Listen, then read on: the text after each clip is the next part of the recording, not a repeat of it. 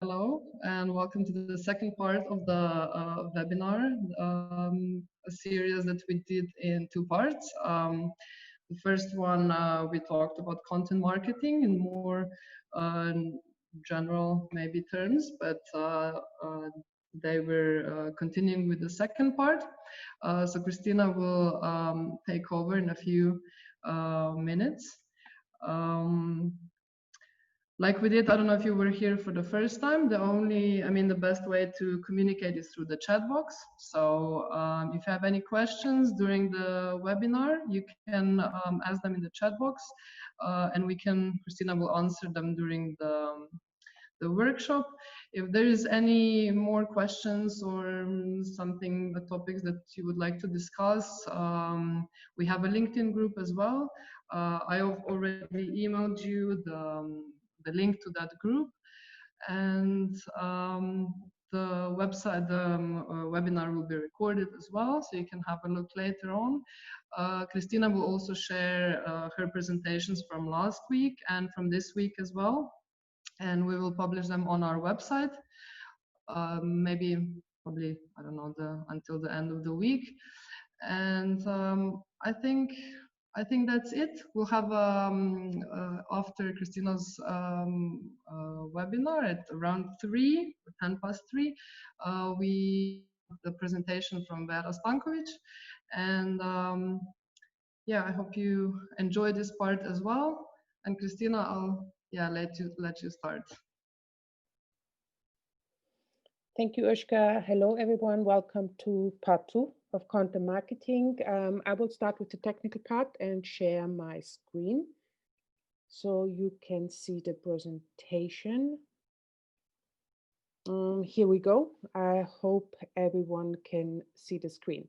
So as the headline says, today it's a lot about trends and tactics. In the workshop 1, I hope you had a chance to be there as well. It was a lot about an intro and ideas. The intro, why is content marketing so important? How can it actually really help you? And the ideas was very strongly connected to storytelling. And why storytelling is important, how to get the right stories for your brand. Today, we talk about, as it says, the trends. We stick a little bit to storytelling and look at the trends in storytelling, as we can see here in the agenda as well. And then we go into the implementation. So basically we finish the brainstorming part and go into the tools that are very important and must-haves for implementation. You see it here. It's going to be about brand voice and visual identity. It's about website content. What content should you actually put on the website?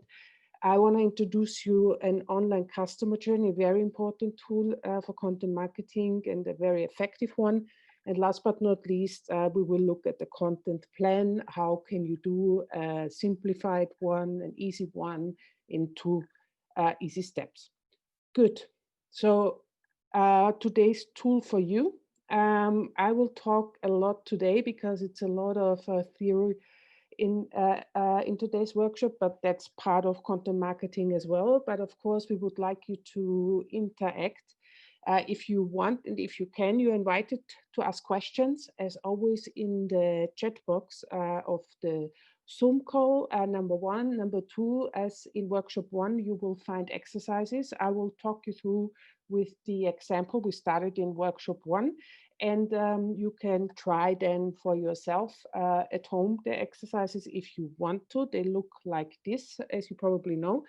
We have individual consulting lessons on Friday again, but I've heard they are actually booked now. So please take the chance and ask the questions now and here if you have some. We will use Jamboard, which you hopefully know from workshop 1 already. We will use it again in the end for a final exercise. And last but not least, I also want to mention, Ushka said it before, the LinkedIn group from the Center of Creativity, where we can continue the discussion and where I also will be available to answer your questions. So that's the interactive tools for you today. So let's get started with the trends in content marketing. Both of those trends refer a lot to storytelling.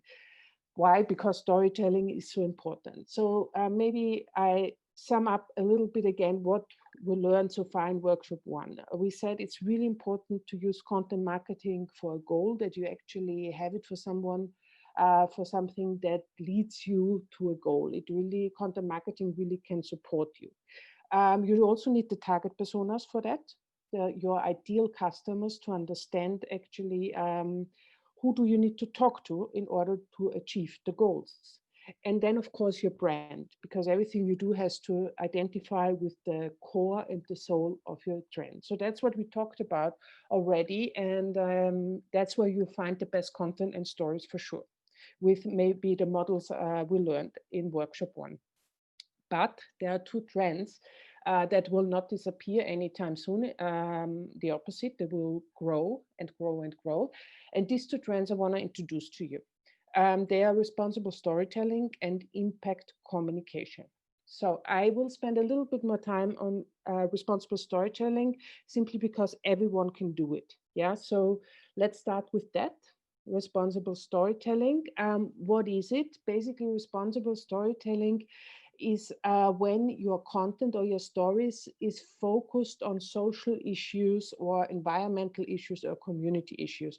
So basically, when you go away from tell stories about how much fun it is to party with a product, for example, Coca-Cola, or have fun by drinking a beer, if that is a product, you go away and tackle actually a social issue. We will see a couple of examples what I mean by that. So basically, not to form content about topics you think fit best your brand, but to look for stories that support a global issue. That's responsible storytelling.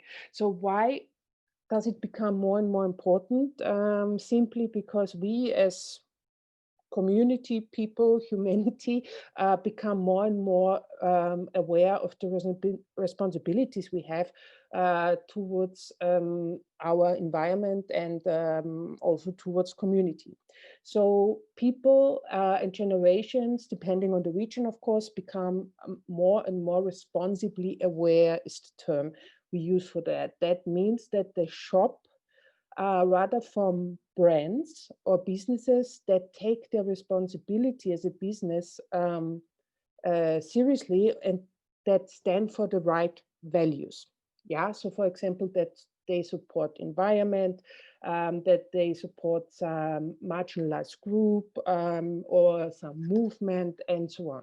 You will see in a couple of examples in a bit that all the big brands are already doing it. I want to introduce to you 2 ways how you can do it. They are pretty straightforward. One, you see the star here on the left. It's called Responsible Business Approach from an American consultant called Carol Sanford. And basically what she's suggesting, and we agree highly with that, is that for a business to sustain long-term in the future, it will not be possible to only focus on the customers, but also you have to focus on other parts. Yeah, and these other parts are co-creators. Co-creators is simply said your team or your supply chain, everyone you work together with to co-create something.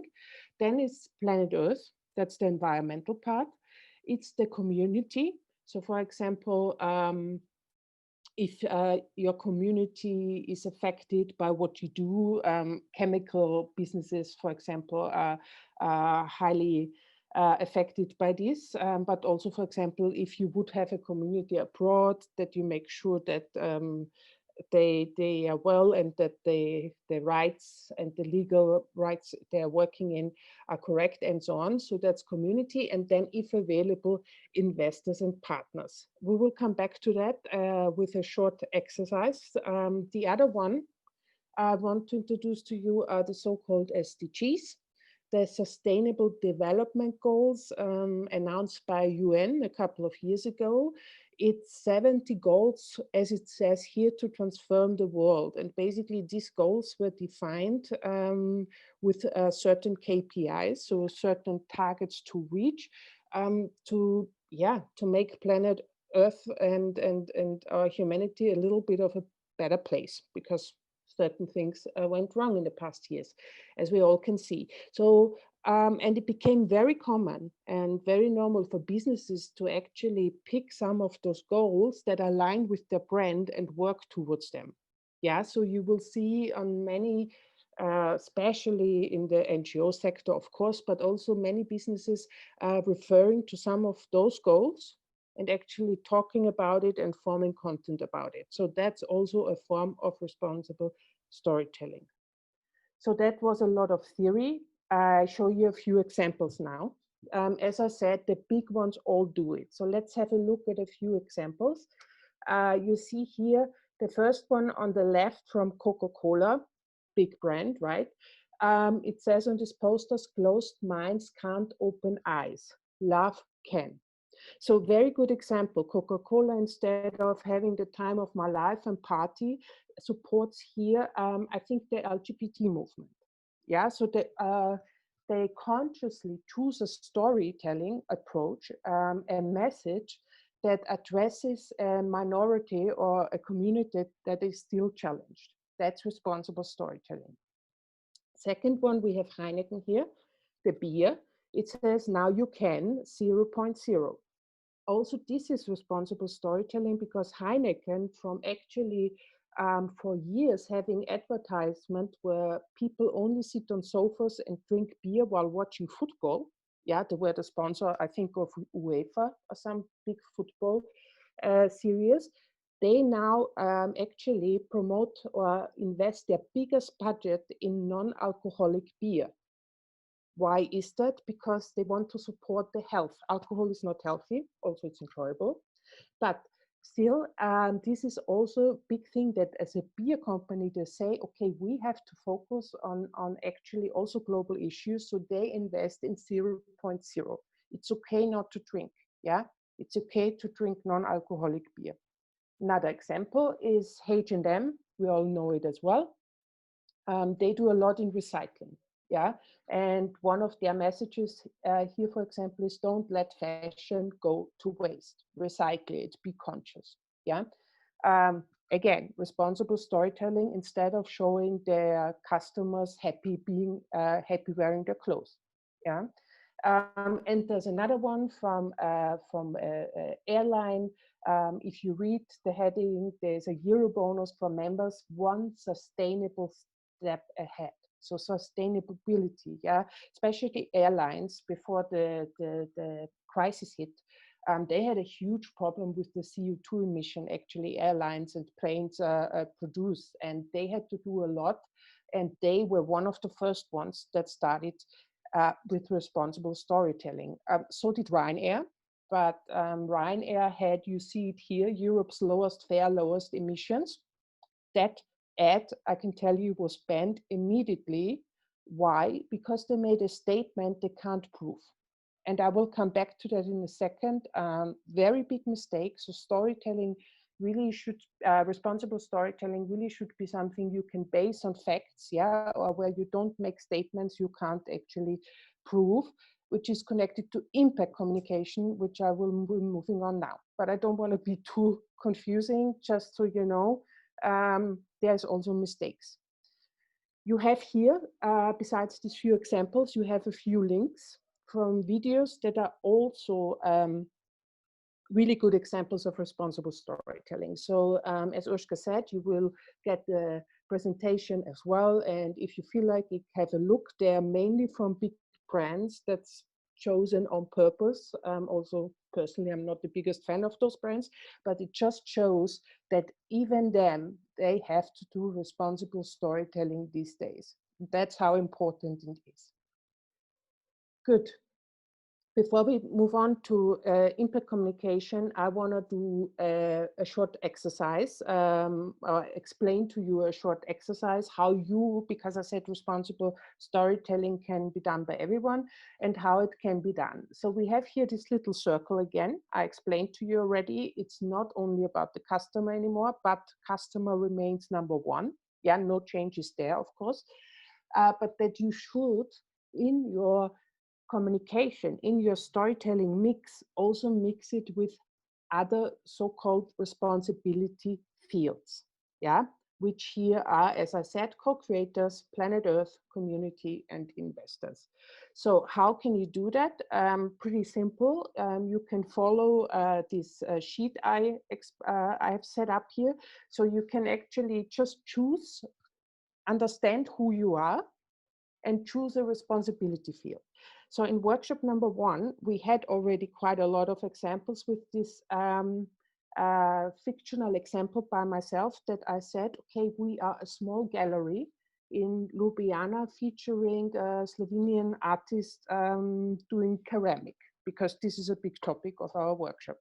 So our goal was that we would sell 500 pieces of a new range, never mind. So if we are this small gallery, now the question is, what could we do for responsible storytelling? And here's a couple of ideas. If I choose for responsibility field number 1, Planet Earth, I just think about, okay, what could I talk about when it comes to Planet Earth? And we have here, for example, you could talk about if you recycle the garbage that's created of what you're doing, just share how you recycle it. Or if you do packaging, because obviously if you are in the ceramic industry, you also have to ship the products. We heard about that last time as well. Maybe you can do something about recycled paper. You know, I recently ordered from About You in Slovenia, and actually even then, the package arriving, even they have a very strong message about recycled paper, and that is responsible storytelling. Yeah, even if it's not posted on social media, this is responsible storytelling. So it's also happening here in Slovenia for sure already. That would be 2 ideas. Yeah, you can talk about and add to your content mix of storytelling we have practiced last time. Idea number 2, let's do something about the community you're working in. So for example, you could get involved with ceramic workshop with a disadvantaged community you take care of. Just an idea. Or, I mean, Slovenia is pretty much role model as well when it comes to green initiatives with the Green Capital 2 years ago, I think, that maybe you join some green initiatives for the community. So that would be 2 things you could use for community responsible storytelling. And storytelling idea number 3, let's do something about co-creator. That's actually a pretty straightforward one, because co-creators, we said, is our supply chain or our team. So just do a video series, for example, where do your materials come from? How do you get them?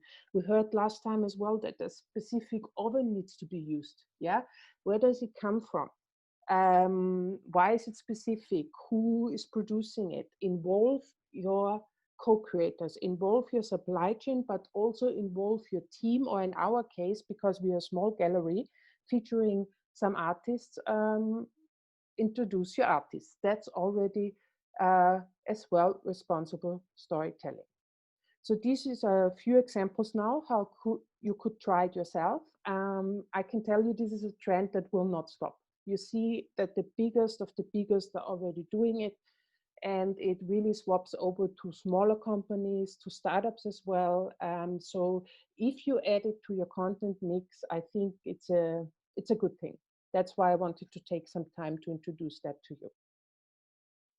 Here you have the sheet. You will also have it in the workbook for yourself where you can try it for yourself. Okay, trend number 2 is impact communication. Impact communication, I have to say, is one of the most complex things that's out there at the moment in online communication and content marketing. So I really want to raise awareness for this, but I normally do that in 2 workshops as well as a topic on its own. So please don't be shocked or frozen when it sounds a bit complex. I really only want to introduce the basic idea of it so you know what it is. Impact communication is a part of responsible storytelling, and it refers to a very detailed communication of the impact you create or a client of yours creates. So for example, how much CO2 emission can you save, how much paper can you save, how much plastic, and how much waste you can save. So we saw that example from Ryanair. They didn't communicate their impact. They made a mistake there, and that's why they banned immediately. You cannot just say in this responsible and impact communication, you cannot just say, we have the lowest CO2 emission. That's impossible. You need to prove it. Yeah, so it's a very complex thing. And if it's ever something you have in your business model or you work with, please take it very seriously and very carefully. So we basically divide impact communication in 3 pillars, and I'm very briefly introduce them to you. First of all, before you start communicating your impact, the impact your business has, and for sure it has an impact, yeah, consciously or unconsciously, everyone's business has an impact. Make sure you understand that impact, yeah. To define an impact is not as easy as it sounds. You cannot just say, yeah, we plant trees. You know, that's not an impact. You really, an impact really needs a very proper, detailed understanding and definition. You can do that by either a professional mission statement, or there's even models. The most user-friendly model out there at the moment is the theory of change. There's a link for it if you're interested in that.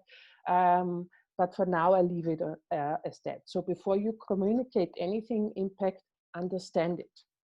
Step number 2, when you understand your impact, you need to measure it. Yeah, there need to be a serious measurement tool. There's many models out there, so you should not come up with your own measurement tool. There's recognized measurement tools which you can easily Google. It's a big thing out there. All I'm saying is that you need to find a way to measure, for example, how much waste you save, and it's not as easy as it sounds at first sight. Ryanair didn't do that. They just said we have the lowest one. That's wrong. You can't do that in impact measurement. You easily go into so-called impact washing or greenwashing. So you have to do you have to use a recognized measurement tool.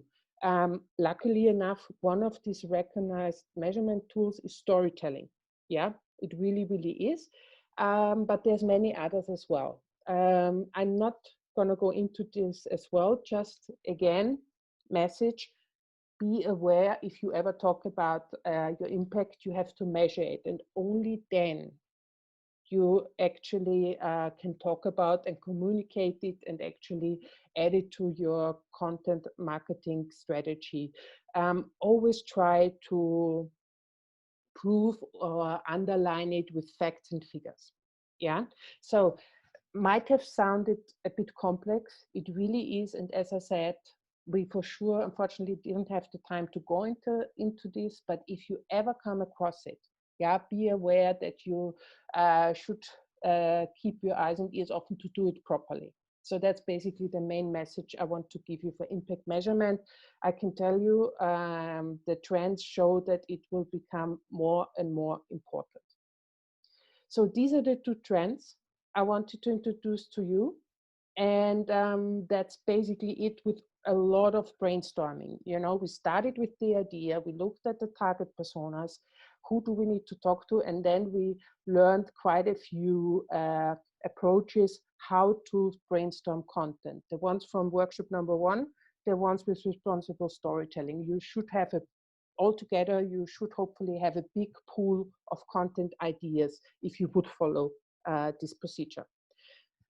So when you have this big pool, it really comes to the implementation of content marketing. And you need to know a few things for that are very, very important and actually absolute must-haves. Yeah, here are these must-have pillars. One is the brand voice, the visual identity. You know it from the agenda. The other thing is, what content do you actually put on your website? What is an online customer journey? We all need online customer journeys. And last but not least, the content strategy or a content plan. And these 4 pillars I want to take you through in the second part of this workshop.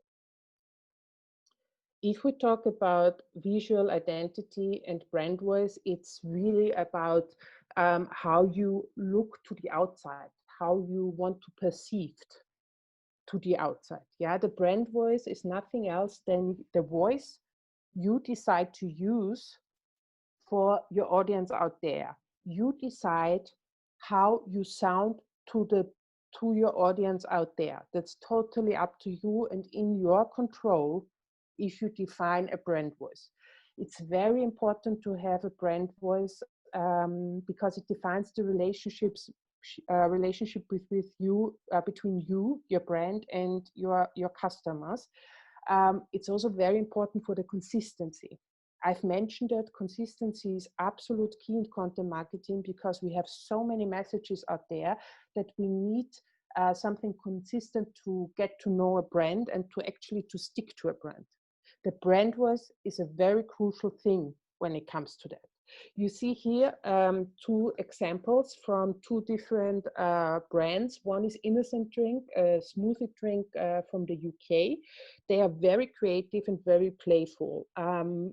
You see a screenshot of their sustainability webpage, and you see they, for example, they are only using lower cases almost in the headlines.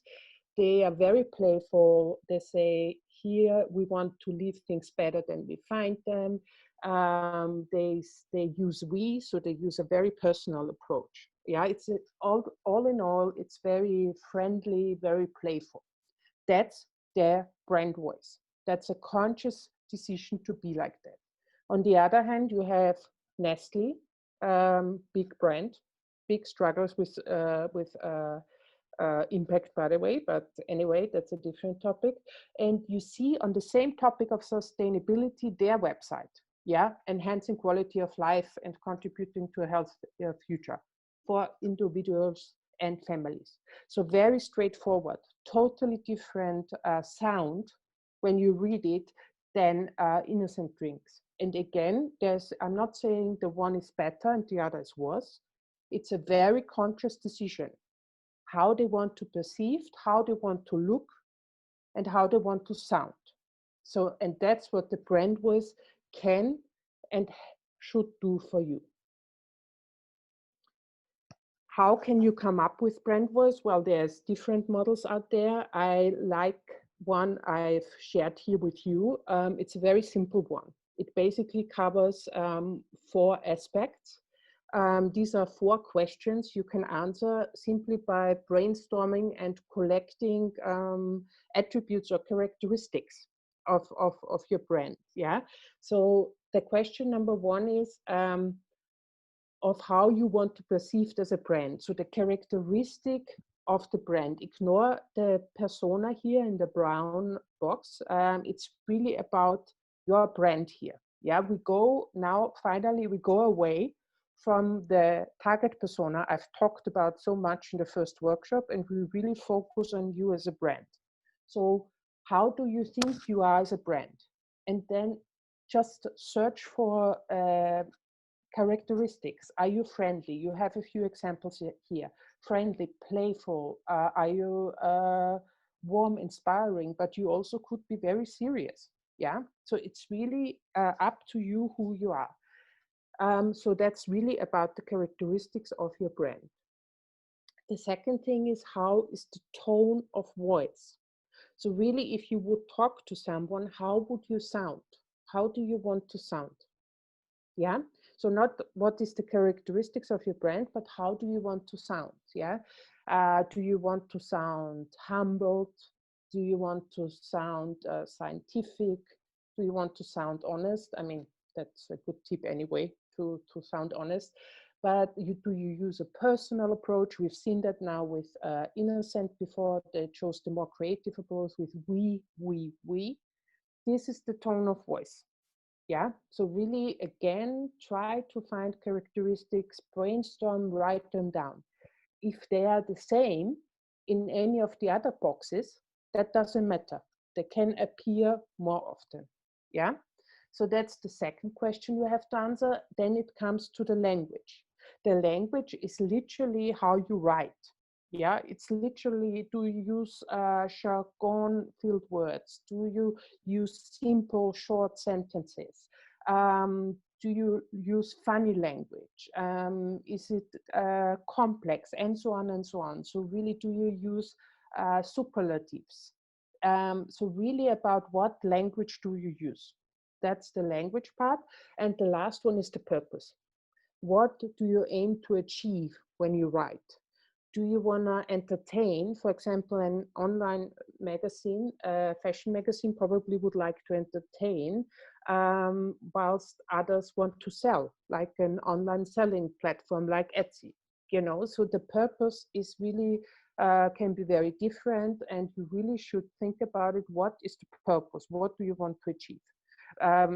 Probably is pretty much the same if you have, in case you already have some sort of mission or brand values, if you already have a business, of course. That's what should be reflected in here. And if you collect all of those really just by brainstorming and take the time to write down who you are, you create your brand voice. And it's really important, even if it sounds maybe like a very easy exercise, it's not so easy when you do it, at least in my experience. It's really important that you actually sit down and write it down. It makes a difference. To be honest, I don't know why it makes such a big difference, but it really does. And the other thing is, if you have ever more than one person working on your content, maybe on the website, social media, whatever it is, it's really important for them to actually read who are we. Yeah, it's again all about consistency. The brand voice should be as consistent as possible. And if different people work on content, it happens very fast that the brand voice goes like this, in opposite direction, and that's really, really bad for content marketing on a long term. So that's why the brand voice is very important, and you have this in the presentation as well, if you want to try it out yourself. The other thing is probably, you are all from the creative sector, so I'm pretty sure you are familiar with that, is the visual identity. Very important that you are very consistent when it comes to your fonts, what fonts you're using, what is your brand colors, what do your brand colors actually transfer as well, and what kind of style do you use when it comes to visuals. Yeah, I'm not going to go into this too much. You just see here a few old examples from our website. Not difficult to guess. You can see our brand color is greenish. Yeah, and we just try whatever we do when it's appropriate. Of course, we don't force it all the time, but when it's appropriate, we just try to have the brand color somewhere in here and there. Yeah, if we use a quote, we use the color. If we have a picture of nature, I think it was the World Health Day or something like that, we just put a business card somewhere. So it's these little tiny things that they don't look big at if you look at them separately, but altogether as a bigger picture, they really create the picture of your brand. And that's why it's so important. And don't forget, visuals tell a story too, and much, much faster than any post or text can ever do. Yeah, I think there's some studies that it's 60,000 times faster, some crazy number there. So that's why brand voice and visual identity are an absolute must-have in content marketing. Then we move on to website content, another must-have. So when you have defined your visual identity, when you have hopefully defined a brand voice, of course you have to think about, so what content do I put on the website? I see it quite often, and understandably, that people put content on the website which they feel is best, that presents their brand best. Yeah, and of course this is very important, and I really encourage you to do that, because you know your brand best. It's your baby. No one else knows it like you, so really, really do that. But there is something else. A website these days actually can also big obstacles, because people drop out. They don't stay on websites. And there's two reasons for it. Reason number one is an online customer journey, which I will talk about in 1 minute or two. The second reason is that they can't find the content when someone visits you on the website they are actually looking for. And therefore, I would recommend you an easy exercise for website content that is, again, connected to your target personas. And the exercise goes like this. Just take your target personas, which you hopefully already have, and think of three things, of three content focuses you feel they need to see when they land on your homepage. Because the worst thing that could happen is that they hear about you from somewhere. Maybe they don't come from social media, and they land on your website. Yeah, they land on your homepage, and then they don't know what to do because they can't see what they actually are interested in. So make this exercise, take your target personas and think of three things you believe they really need to see in order to stay on your website. Last time in the workshop, we did it with two target personas. My example, I hope you remember, we had one target persona, Luca. He was 31, a project manager with two young kids and a wife, and he was a little bit under pressure with money, but he loved ceramics and he loved that products are done by Slovenian artists and so on. So let's think about what could be important for Luca, and this is fictional. Yeah, again, the examples are purely fictional. And the three things that could help him are, one, ideas for gifts, because we know he might want to shop for his wife. So it would really help him that he already has some ideas. Another thing could be easily sales, because we know he's under budget pressure. And another thing is we know he loves every local initiative, Slovenian artists that we send him to about us, because we know he's really interested in that. Yeah. These are very straightforward examples, but that could be something. The other target persona was Maya. She was a bit older, a business owner, divorced, had one grown-up daughter, and she loved to show her good taste, and that's why she loved to buy ceramic pieces from local artists. Again, fictional in our examples. So what could be important for her? That she sees what's new. I called it just in, so new products, yeah, because she always wants to have the latest products. She was very interested in the artist. She wanted to connect to new artists and being interested, so maybe our artists. And she might be a collector, so maybe also for collectors, or be connected, that she feels she's has an opportunity with her peer. Yeah, these are a bit extreme examples, but I would really invite you to do that. Think about it. It can be easy things like delivery. Yeah, it can be easy, but very important things like what to do now in the COVID crisis. So really think about what do your target personas need to see when they land on your website, and then check your website if you already have one, if it's there, or if you maybe need to make some changes. Yeah, if it, of course, you cannot put for every target persona 3 things on the website, but look at the overall picture and check if it really reflects what you need, because the most important thing for you is that they stay on your website, and this exercise can help you. I hope it made sense. As promised, you have a slide here as well, so you can try it for yourself. And we can move on to another, pretty much already the last very big, no, second last big topic, actually, is the online content customer journey. Sorry, there's typo, we'll correct it. What is a customer journey? I don't know if you're familiar with it, but it's a really, really big thing in marketing in general.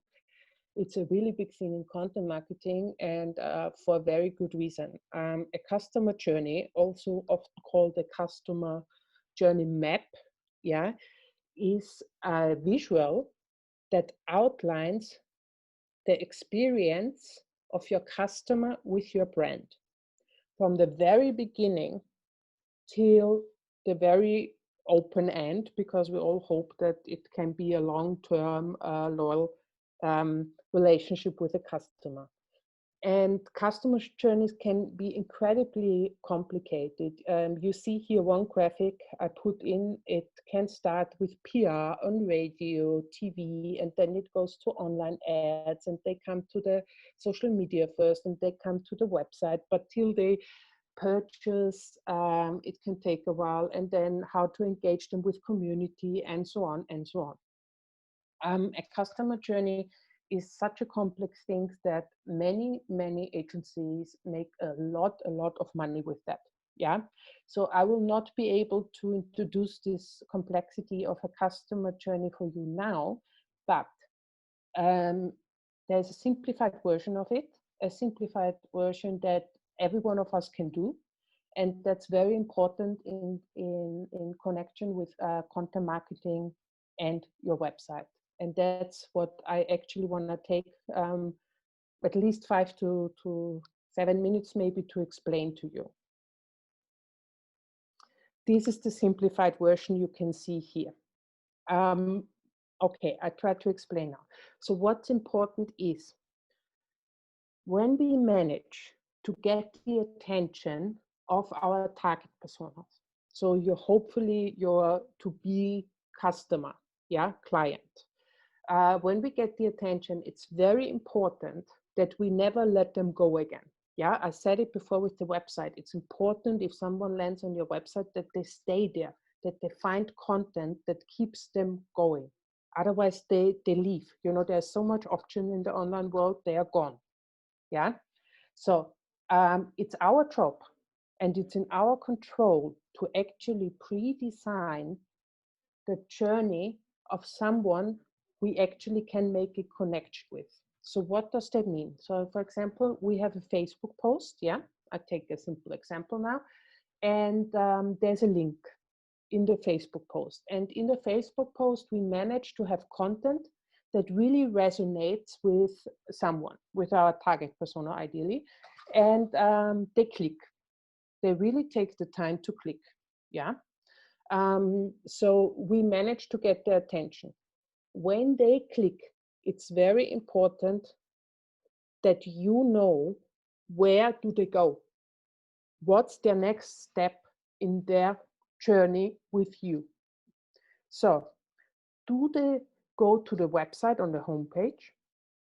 Or do you send them to the product page directly? Do you send them to the sales?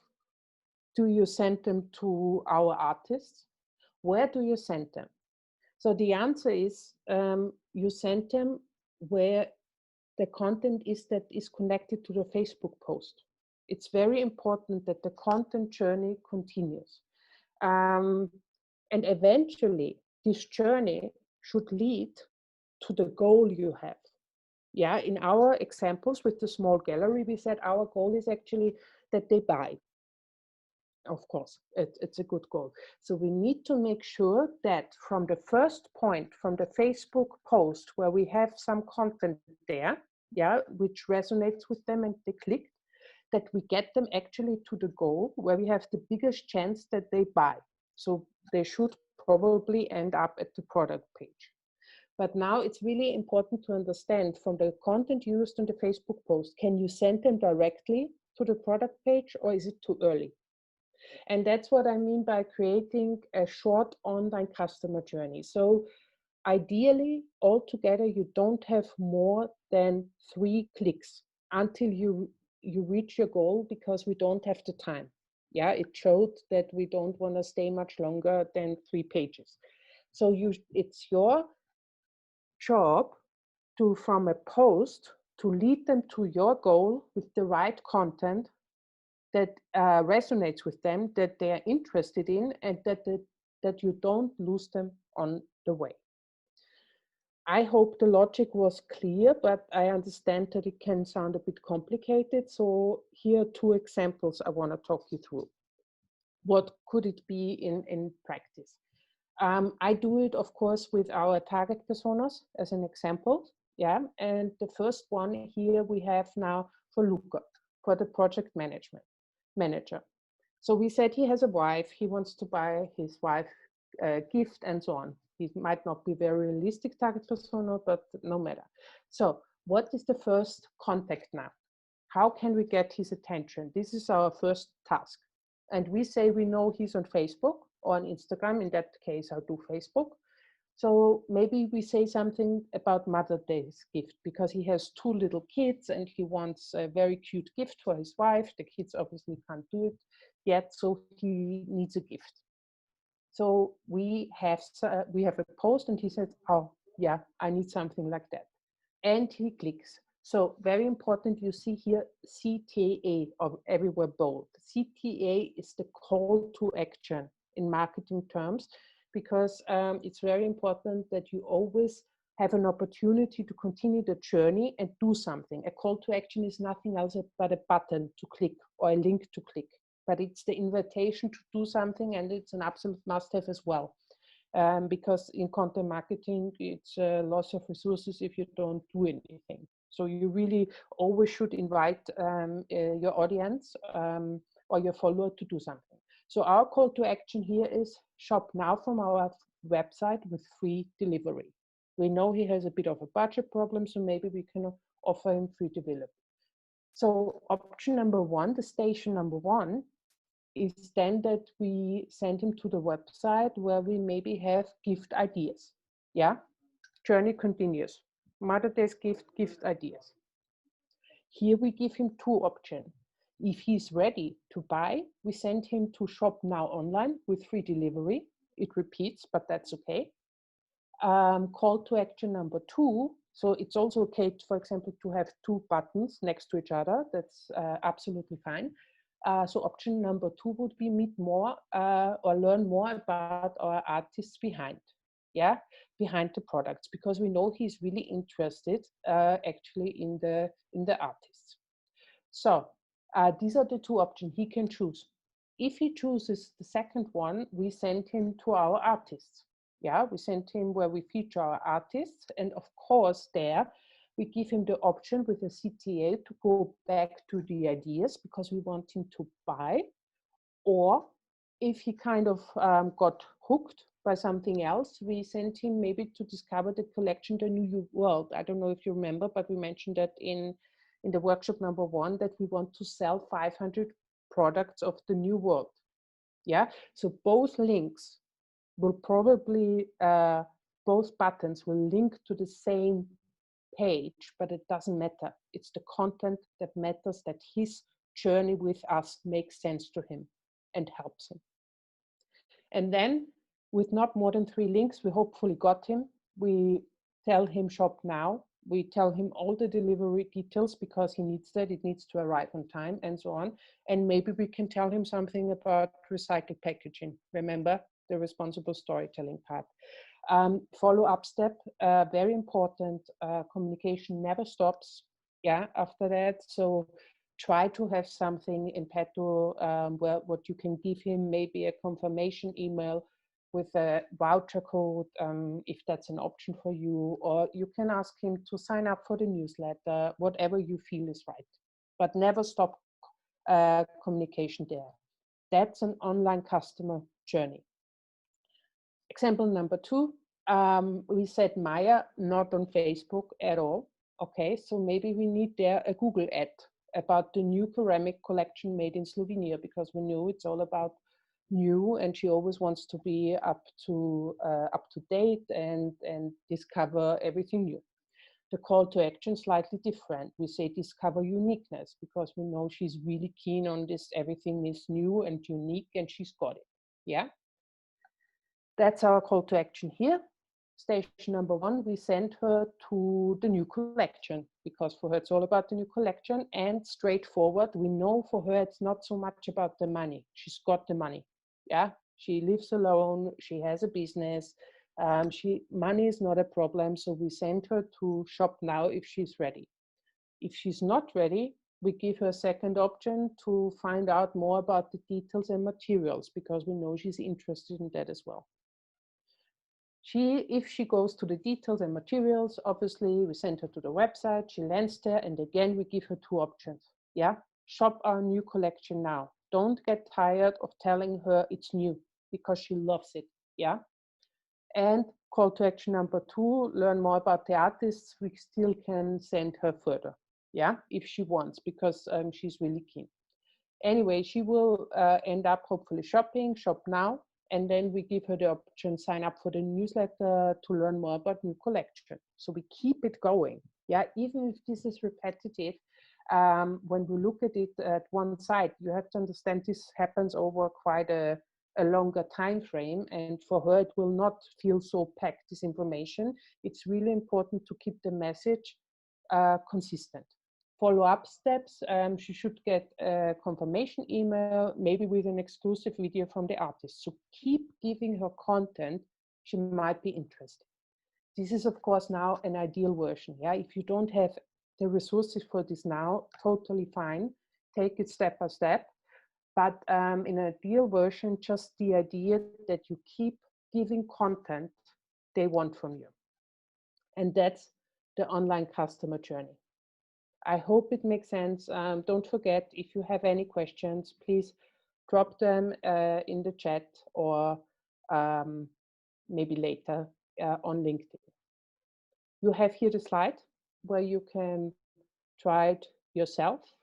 And if you have figured out the online customer journey, you really kind of on a really good way. And actually, I would invite you to try to do that with pretty much everything you have done, every post, I mean, that you really always think, where do I send them? What's the journey? How do I get them to actually where I want them to be? If you know that, yeah, you have everything now. You have collected a lot of ideas from brainstorming workshop 1. You have added some content of responsible storytelling, maybe, hopefully. I would love you to do that. You have your visual identity. You have your brand voice. You know how to talk. You have figured out what is most important to put on the website, and you know what to do to actually reach your goal if someone reacts to your content. Then it's about structuring everything. And ideally, you do that with a content plan. So a content plan can be a pretty complex thing. But I hope I can give you here now a version that is more on the simple side, so you maybe can try it out yourself.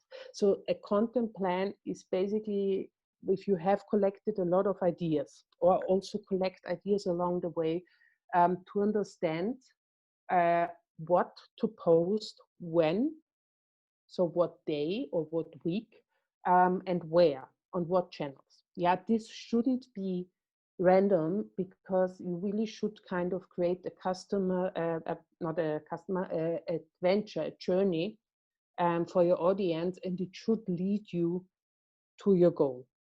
So in order for that to happen, it's important to actually repeat messages. It all goes back to the consistency I've been bragging on and on and on, you know, with brand voice, visual identity, and so on. We need consistency. If you tell someone 15 different messages, they don't know why they should go to you. It's too much. So I would suggest, therefore, think of 5 categories you feel are very important for you to talk about. Yeah.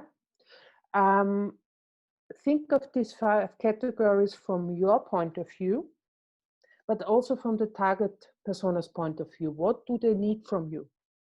Yeah, why do they come to you? Is it the local artists? Is it the uniqueness of the products?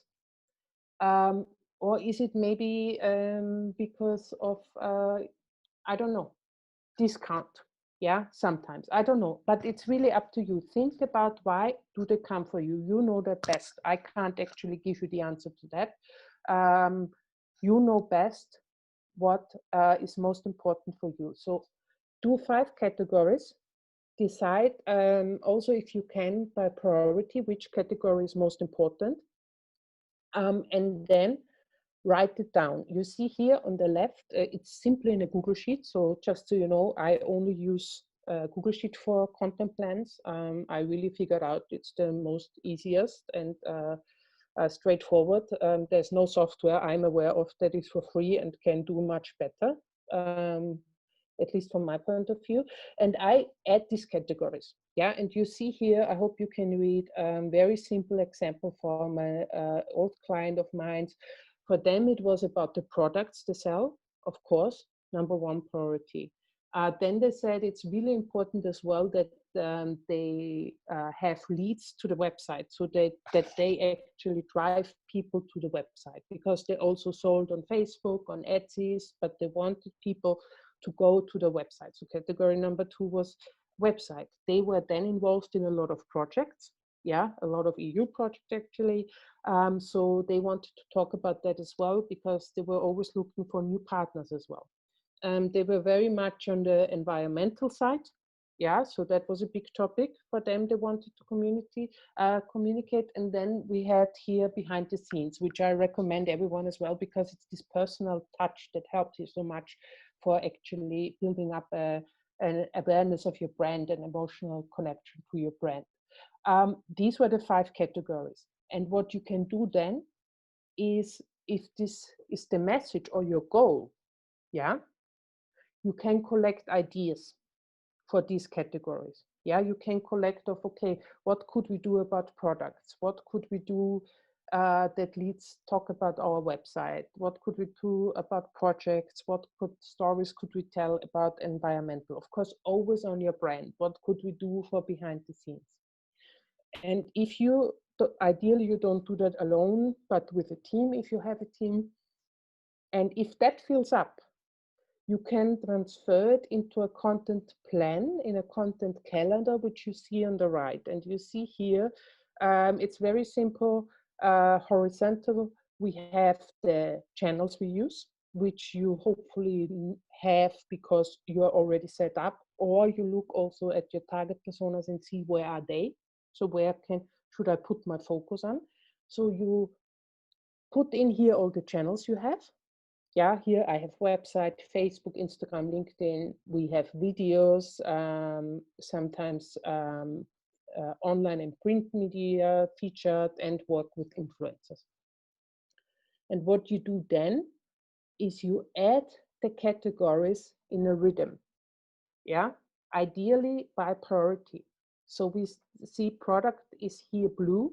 It's the most important one, so I start with it. Yeah. And just for easier visualization, I have here 1 post per week per category. Yeah, that's quite a lot. Yeah, that's 5 posts a week. In an ideal world, it would be for sure good. In a real world, I also can tell you it never happened like that, at least not in my experiences. Content plan have this characteristic that they never happen as they planned, but they're still very important. But you plan it out. Yeah, so you see what is most important, what is second most important, and so on. And then you take ideas from your collection and transfer them into a content plan, and you will start slowly but surely to understand how to plan a little bit ahead. And you make sure with these categories that you feature what you know is most important for you. Yeah, how you tell this content, again, is the really creative part. Yeah, it's all up to you. If you do videos, how you tell the story and so on, that's the really creative part. We talked about that in storytelling. But the consistency to remain to repeat messages is the planning part, and that's very important here in the content plan. As I said, never happens as planned. If you don't have the time to do it on a daily basis, like you can see here, the dates are actually by day. It's okay to do a content plan by week. It's even okay to do a content plan by month. Just try to understand where is the focus, what is important for you to actually get to where you want, and this tool will help you there. I hope it was understandable. It's quite a lot content I gave you, but having said that, I'm actually at the end of my presentation slowly already. I promised you, or I mentioned to you, that we will do some interactive stuff on Jamboard. So if we maybe can share the link in the chat box, and I would like to invite the participants to, if you don't know it yet, it's the same link from the last time, but if you don't know it yet, please click on the link in the chat box and open in a new tab.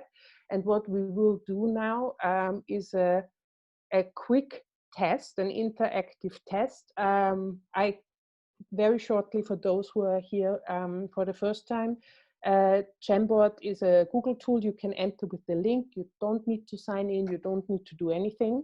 Yeah, you are there anonymous as well. So whatever you do there, we don't see who is doing it. And what you actually can do is you can move, as you can see here in the picture, you can move so sticky notes and enter. Yeah, you can enter whatever you want. And I would like you, just for yourself, to maybe do this final quick test and answer these 3 questions from the past 2 workshops. Surprisingly enough, they are the main messages I want to give you on the way. So let's see if you can do it. How you can do it, please read the question. Open a sticky note here where the red arrow is. It opens, and then just enter what you believe is the right answer to each question by entering A or B or C, and then just stick it here. I hope it makes sense. Again, very easy. The colors are no matter what. Open a sticky note, read the question, and write in your sticky note the answer A or B or C, what you think is correct. You can do that now. Just click on the link, you will enter, you will see the slide, and you can get going.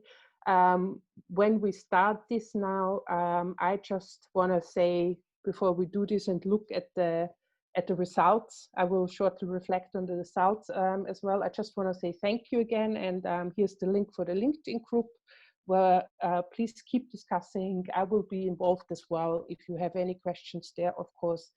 And last but not least, thank you to the partners, and let's stay in touch. I hope you found it helpful, and let's do the tests.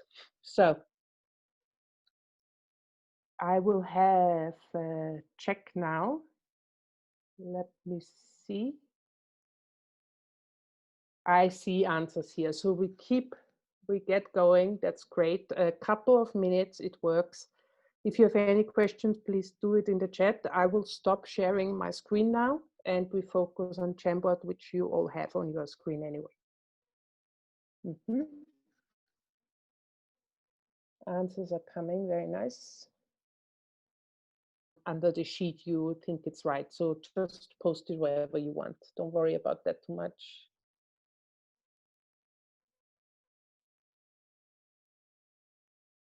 Great.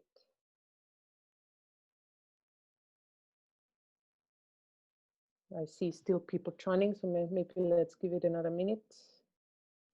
Okay, I think maybe we slowly close it. Feel free to play around still if you feel like it, but I think we have some trends in the answers as well. So let me reflect as a final note on this question. So question number 1, how do you start your content marketing? I used CM for it in the rest of the questions. We have a lot of B's here with the content plan and with a goal. I mean, honestly, actually you're both right, but it's from my point of view, the question was meant for actually answer number C. So before you actually kick off the implementation, of course, you need a content plan as well. But the planning, as we talked about it in workshop number 1, is the goal. Yeah, that's one of the main messages I want to repeat to you at this point as well. Please really be aware that content marketing is a creative thing, but it really should lead you somewhere. It should not be done just for the purpose of doing it. You really should understand where you want to go with it. It really can help you to achieve goals. yeah, to sell products, to grow a community, whatever your goal is. Therefore, the best correct answer would be C, but of course, before you start implementing, you also need the content plan. But as you saw in my workshop as well, with the whole setup, the content plan should be only the final step before the implementation, when you actually have defined everything before. But again, message here, content marketing is as powerful to help you to achieve goals, so make use of it when you can. Question number 2, what is the best content for your brand? Interesting enough, a little bit less answers, but all of them correct. So that's pretty cool. Yeah, by looking at the needs of your target persona, goals, and your brand. I just wanted to keep this as a reminder as well. If you can take, yeah, can have that as a takeaway from the workshop, I'm happy. It is important because of the crazy amount of messages out there that you try to move as close as you can to your target personas and really try to understand what do they need from you to get hooked. Yeah, I showed you some examples. Keep that, if you can implement this kind of thinking, how do they feel? It's a lot about emotions, especially in these times of crisis. It's even more about emotions. So really try to empathize and try to understand and have the goal in your mind because of number 1, it really should lead you, and of course of who you are. So number B, all correct. And same goes for question number 3, how can you sustain long-term success with content marketing? Yes, I mean, exactly that. It was a trend to post as much as possible. Yeah, that's why I put it in there. It is still quite some people push a lot about following latest trends and channels. It is not wrong. You have to, if you really take it serious, you have to be up to date with latest trends and channels, which is not easy because it's happening so fast. But if an expert hardly can follow trends, how should your target persona? You know, so it's really about to invest your resources where you are, and by providing consistency and repeat main messages for the reasons I've explained. We need this, otherwise we get lost because there's too much out there. So all answers correct here as well. Okay, and that's it from my side. Thank you very much again for having me, and to the partners and everything. And I give back, and I think we hear now a very inspiring study case. Thank you very much. Yeah, thank you, Christina. I think that was a lot of theory, but a good kind of theory. So we're moving to more practical stuff now. So this look last week with Hannah Karim, or artistic, but yeah, very interesting to see other parts of that as well. So Vera, I invite you to the stage now. If you have a presentation, I think you can share it as well. Yeah, hello. Hello guys, hello to everybody. I'd like first to thank Mateja, Zora, Mojca, Sasha, Vesna and Jure from the National Museum of Slovenia, and all you guys from the Center for Creativity for inviting me. As I guess most of the people here are students, I just oriented my story from the beginning, and you can ask me whatever you want at the end. So I'm gonna share my screen.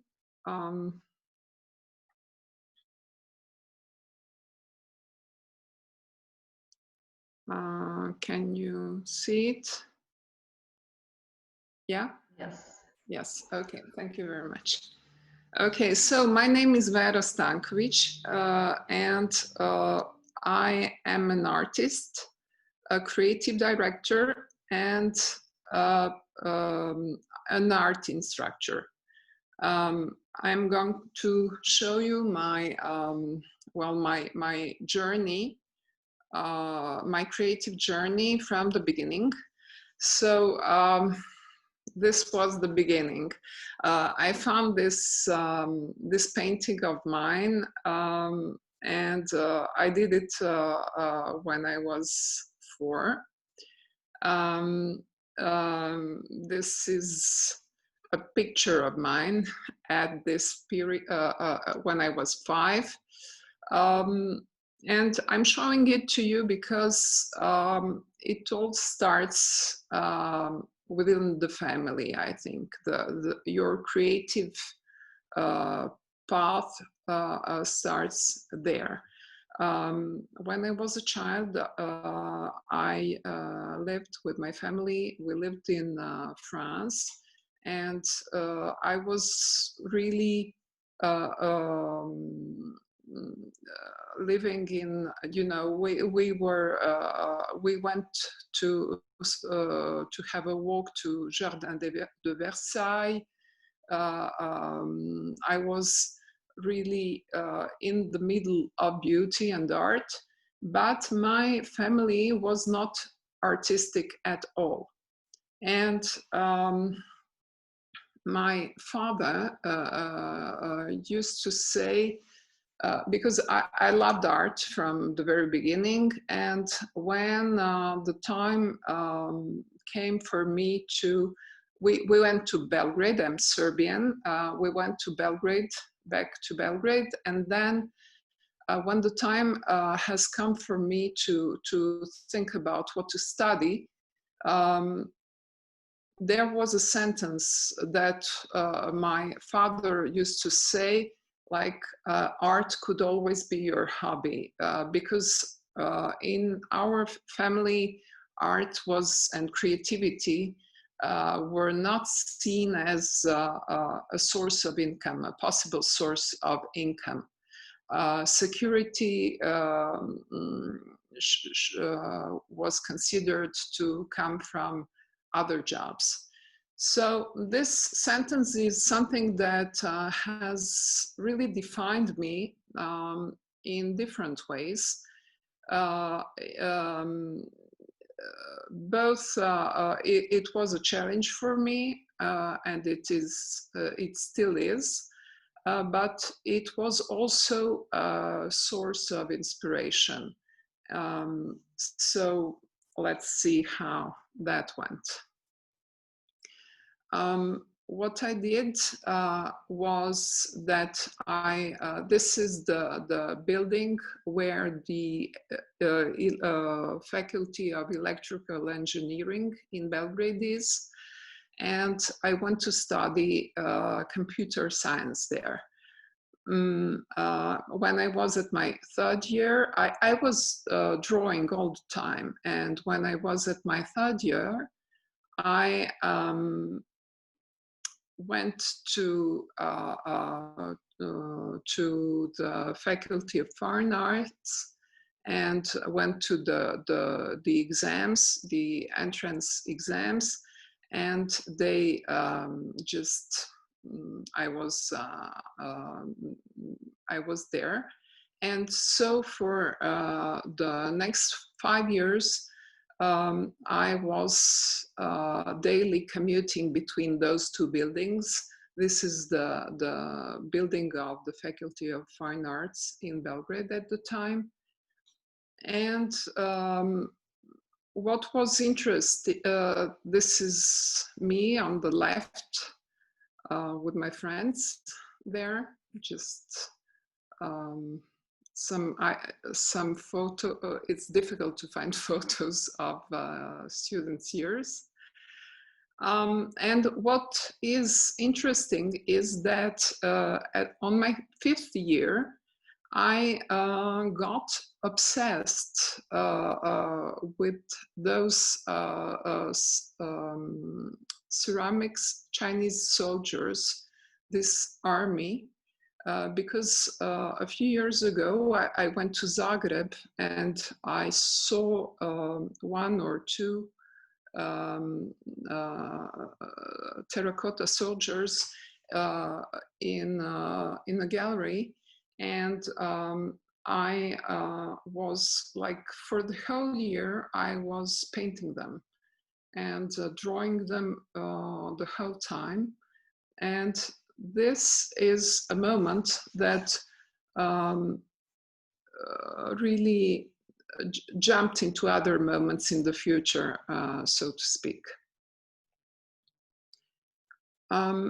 I went then to postgraduate studies, and that was a time when I didn't really know what to do. I was afraid of finishing my studies, because after that, you know, I should have decided what to do. And in that time, I saw in the newspapers, I saw an ad that was saying, how would you write this ad? And I was like, it was an ad that spoke directly to my inner creative self. And I didn't know what was the job that was posted. It was for a copywriter in Saatchi & Saatchi, which was at the time the biggest agency, advertising agency in Belgrade. And I didn't know anything about it. I went there, and there were like 500 people that applied for the job. And I was like one of 10 people that got there. This was really an exciting time for me, because I'll show you here. This person here is, maybe you heard of him, it's Dragan Sakan. He was the one of the owners of the agency. And it was really a very creative agency, a bunch of creative people. We were traveling, we were working a lot. And although I wasn't working in my in the visual field, I was a copywriter. I enjoyed it and developed a lot my conceptual way of thinking. What was really nice also is that I was paid for my creativity. I wasn't expecting that.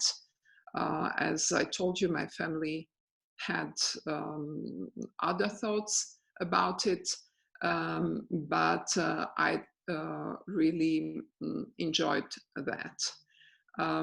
6 months after having got this job, I got an award for an ad, and also a financial award.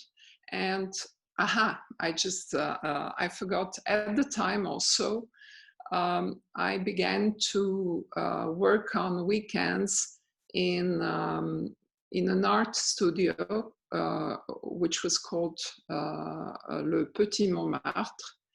And I enjoyed working with kids. So during the weeks, I was working in the agency, and on weekends, I was working with kids, teaching them art. And with this prize from this competition I won in New York, it was an award at the Cresta Advertising Festival. I went to Greece, and so this was the first time actually that advertising started to pay for art in my case.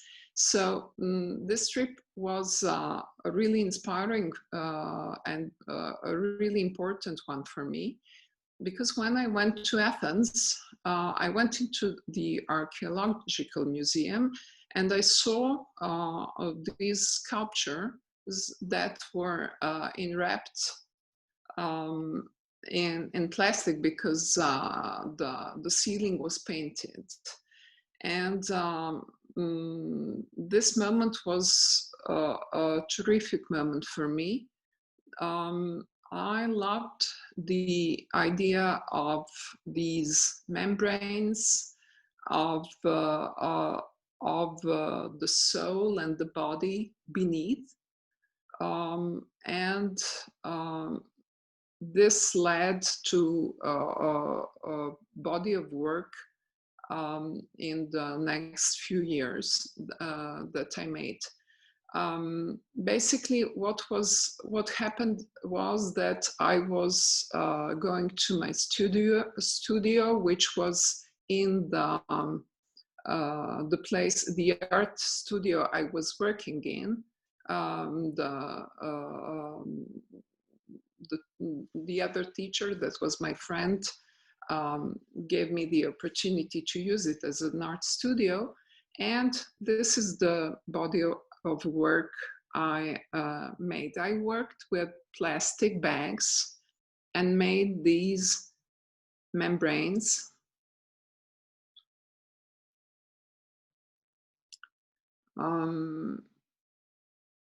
It was all about personal transformation, about the personal transformation, yes. What was interesting is here you can see also a stone which I brought to Belgrade from Santorini. It's a piece of volcanic stone, so it's my actually first terracotta, I would say. First clay that was burned. And also I had this small piece, which was, it was a brick that was wrapped in plastic. So this, I find now that these were really important works for my future work and my debut in ceramics afterwards. This exhibition was really great. It was, there were a lot of people there. This is my family. My father started to be my fan #1, and he collected my catalogs, and from that day on. And then, like, I had wings, but that was actually February 1999, and 2 months after that, there was the NATO bombing. So there was, in a day, I had no job. I didn't want to make art. I was kind of feeling lost. So I talked to Dragan Sakan, and what happened was he offered me a job in Ljubljana in his agency. And I moved to Ljubljana in May 1999. And first of all, I gave all my energy into my creative work in advertising, which was, I should say, very successful. In the next years, I got I think a total of 100 awards or more. I used to work in 3 different agencies. I became a creative director. I went to I was in juries of different advertising festivals from the Slovenian one till New York. I was the president of the Slovenian Advertising Festival jury. And so this was like a great career, but I wanted to do some more art. So this is me. In Slovenia, I first encountered really clay. And what I did at first was I went to a great ceramicist, Slovenian, Ines Kovačić, and I was doing some throwing. First, this is cup I throwed at the time. And, but this throwing business was, it wasn't really for making tableware. This is an exhibition we had in Berlin at the time. The work I showed there was called corporate lunch. This is, I've working in advertising has been very demanding. So this is, I started to encounter how much you give for getting this nice advertising life. So I also started to do some, you can see here, some figures in clay, and a friend of mine asked me to, Ines said to me that I could maybe go and exhibit them in Kapfenberg at the Ceramics Biennale in Austria, which I did.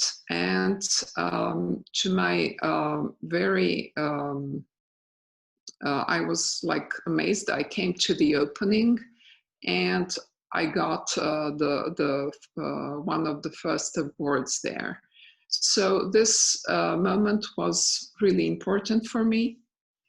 And it was motivating. From this person left is Ines Kovačić, a great ceramicist, and this person in the middle is Daniš Bontar, which is also a great Slovenian ceramist.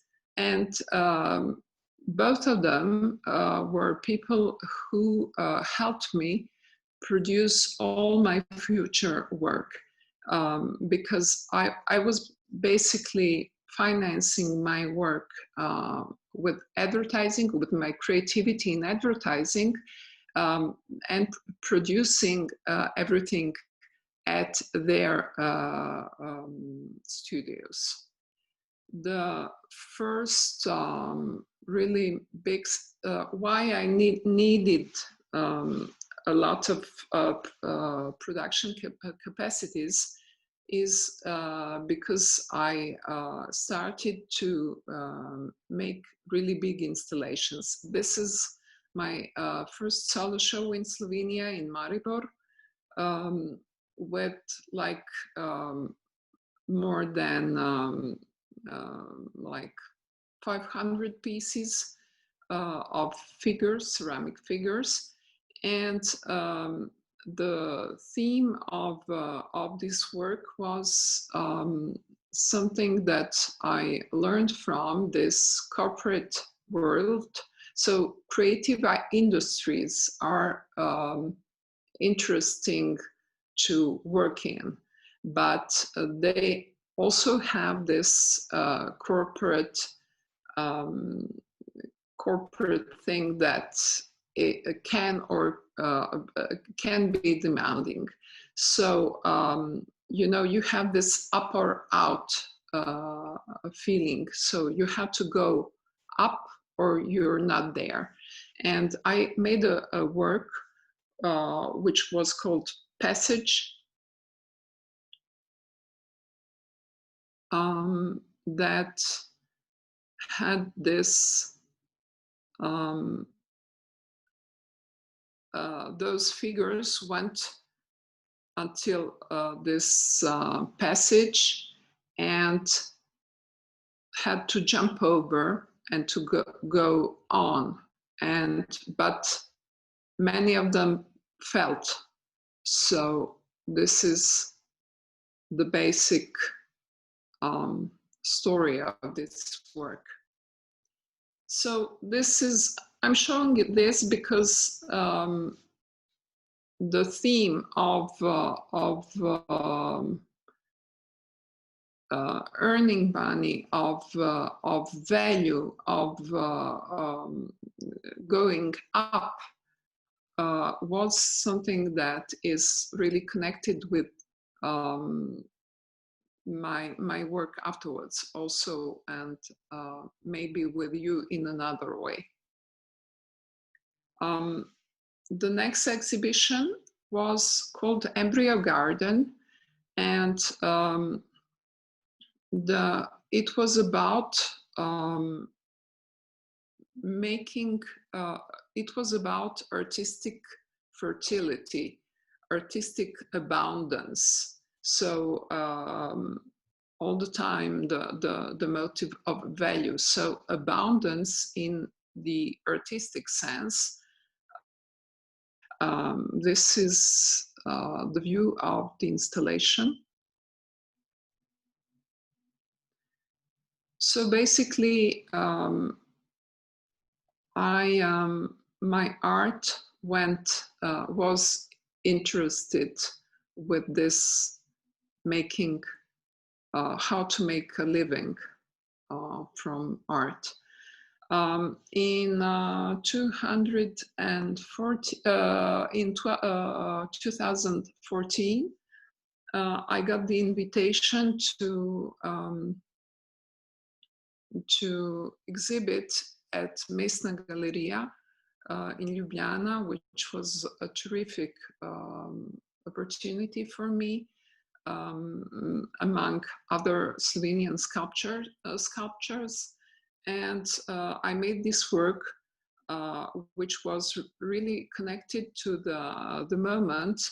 Although the financial crisis in the West started in 2008 or 9, really in Slovenia it was felt afterwards. And in advertising agencies, these years have been really difficult.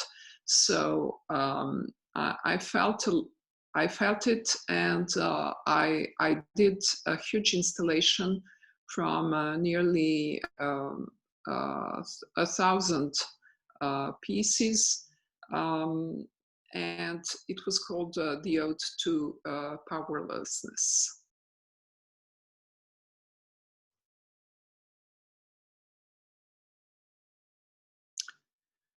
People really reacted to this installation. They came to me, they felt it, they went even out of it in tears. And this was an interesting moment for me. At the end, at the finissage, I invited people to come and rescue the sculptures, because the figures were like hanging without power, and I invited people to rescue them, and this was the first time and to take them, you know, to just people could take sculptures with them. And this is the first time I connected materially in this way with the public. Afterwards, there was a work I want to show you also, which is called Move It, and was about basically, I was in a period when I wanted to broaden my, to change my my way of living, and to broaden my creative space. So I did this work, and after that, it really did broaden. I got an invitation from a great one, from the Museum of the International Museum of Ceramics in Faenza, Italy, which was celebrating its 60th exhibition, annual exhibition. And it did it in such a way that they asked 20 curators from the world to suggest artists. And it was really a big honor for me. I went there. I was like, there were artists there from the whole world. And it was an important exhibition. And what I, while preparing for it, I was kind of thrilled, but also I wondered how exhibiting is really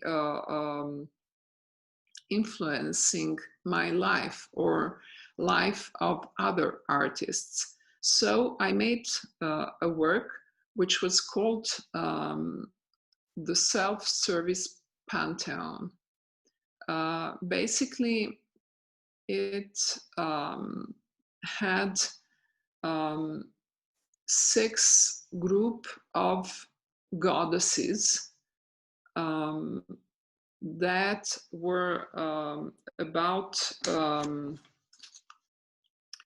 that were goddesses of today, goddesses of today's values, of innovation and technology, of health and fertility, of so and so. And what I did was that I wanted to measure the importance or the value of exhibiting at such an important exhibition. And how did I do that? I packed goddesses in these packagings.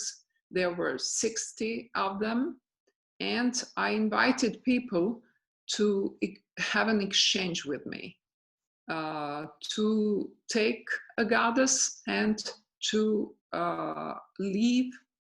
There was a text there, and to leave whatever they wanted in this container for valuables. And that was really interesting. People were like reacting to my work a lot.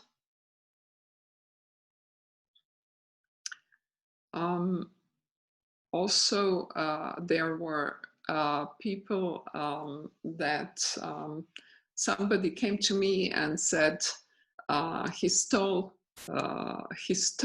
my sculpture. I said, yes, I saw that. It's okay. And this is what the container really contained. There was a lot of money. People did an exchange for money, but also this, for example, was a valuable for that person, because it was something to remember from a trip this person had. There was also this person from that went twice to the exhibition and put me twice a message for me inside the container. And the second time she said that the first time she took the goddess of health and fertility, and in the meantime she became pregnant. So she wanted to say that to me. And basically what was interesting in this work was what people find valuable and how they exchange, how they react to such provocation. I did this work again in Kostanjevica last year, and where I had a solo exhibition, and people reacted in a similar way. Yeah. So my creative journey has been enriched in the last 3 years with an art studio I founded. I'm working with adults and with kids, doing everything, basically, like from painting, drawing, sculptures. We're experimenting a lot. So, and also with this corona crisis, I went online, and also this summer I had my first international client online. So basically I have been living from my creativity for the past 25 years. But it wasn't a straightforward journey, and it was maybe, I would call that a delta. But art was really inspired also with all the economical stuff happening. So basically this is it. If you want to communicate with me, you can do it here. So thank you very much. Thank you, Vera, for this following us and inviting us to this journey of your practice. If anyone has any questions, they can post it in the chat, or we can continue some conversation on the LinkedIn group. I would like to thank you and Christina, and also Mojca, to the National Museum of Slovenia, for helping us organize this event together. And the last thing I will say is that as you all are our beloved customers, I would kindly invite you to the journey to our website. At the bottom of the page, you can subscribe to our newsletter, to the Center for Creativity newsletter. And if you want to be up to date with all the events, news, opportunities in the creative and cultural sector, and follow on workshops like this on different topics, yes, I encourage you to subscribe, and also to follow us on Instagram and Facebook. I think if that's it, I wish you all the happy holiday, rest of the holiday week. Yeah, thank you. Bye.